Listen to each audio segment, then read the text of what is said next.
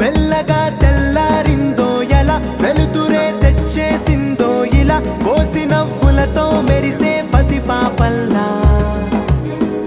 చేదతో బావులలో గలగల చెరువులో బాతుల ఈతల కళ చేదుగా ఉన్న వేపను నమిలే వేళ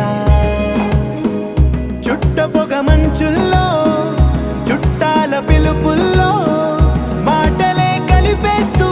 మనసారా మమతల్ని పండించి